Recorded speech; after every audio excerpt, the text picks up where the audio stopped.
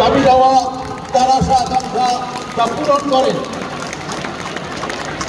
যাদবপুরে এর আগেও আন্দোলন হয়েছে। এখানে আমার প্রিয় গণমাধ্যমের বন্ধুরা এখানে বসে আছেন। যাদবপুরে আজ থেকে 5 বা 4 বছর আগে বা 3 বছর আগে যে আন্দোলন হয়েছে, সেই আন্দোলনের নেতারা কি আজকে আছেন? আপনি তাদের দেখতে পাবেন না।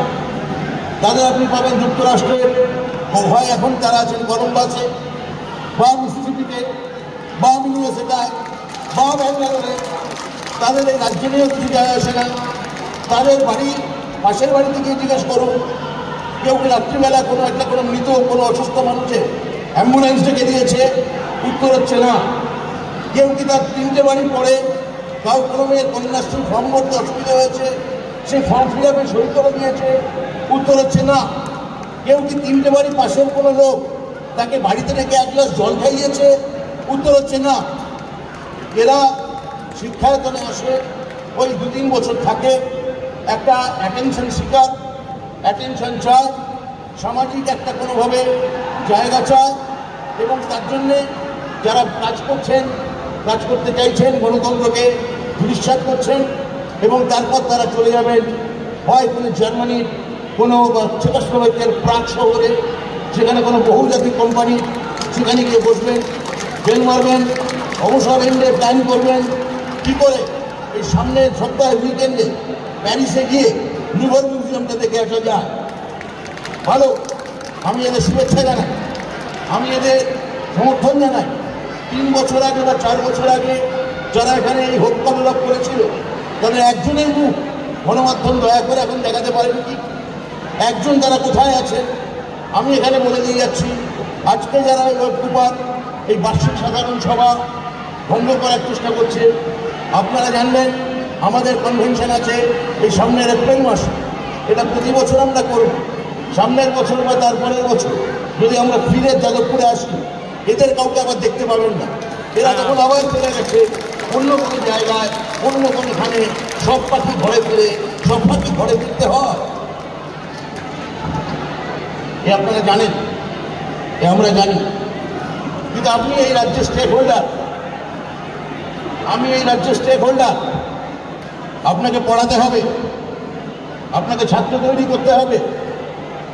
আপনাকে যারা হোস্টেল থেকে ধাক্কা মেরে ছাত্রদের ফেলে দেয়, মফস্বল থেকে আসা সরল মুখচোরা ছেলে, সে হয়তো মুখ ফুটে কথা বলতে পারে না, তাকে রাত্রিবেলা যারা ধাক্কা মেরে হোস্টেল থেকে ফেলে দেয়, তার সঙ্গে আজকে প্রদীপ্ত, আমার সহকর্মী প্রদীপ্ত চট্টোপাধ্যায়কে যারা নিগ্রহ করে শারীরিকভাবে, তাদের মধ্যে কোনো তফাৎ নেই। ব্যাপারটা নিগ্রহ, ব্যাপারটা অ্যাটেনশন চাই। একটা ভুয়ো মতাদর্শ, একটা বাতিল হেজে যাওয়া, সারা পৃথিবীতে পরিত্যক্ত একটি পতাকা, ভিন্ন পতাকা, সেটা তুলে নিয়েছে এখানে যাদবপুরে নিজেদের অস্তিত্ব প্রমাণ করতে চাইছে। এর থেকে হাস্যকর কিছু হতে পারে না, এর থেকে হাস্যকর কিছু হতে পারে না।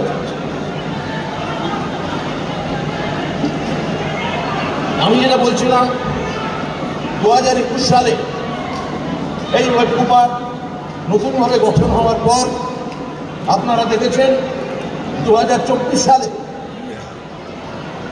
লোকসভা নির্বাচন গেছে, এবং আমার মাননীয় মুখ্যমন্ত্রী মমতা বন্দ্যোপাধ্যায়ের নেতৃত্বে তৃণমূল কংগ্রেস 42টা সিটের মধ্যে এই রাজ্যে 29টা সিট জিতেছে। আপনারা জেনে রাখুন, এই 29টা সিটের মধ্যে অধিকাংশ সিটে গিয়ে, প্রায় প্রতিটি লোকসভা কেন্দ্রে গিয়ে আমার ওয়েবকুপার এই সতীর্থ সদস্যরা যেভাবে রাস্তায় নেমে প্রচার করেছে, যেভাবে বাড়ি বাড়ি গেছেন, যেভাবে মিটিং করেছেন, তা আমাদের জয়কে, আমাদের দলীয় জয়কে ত্বরান্বিত করতে, ইতিবাচক করতে এবং ফলপ্রসূ করতে সাহায্য করেছে।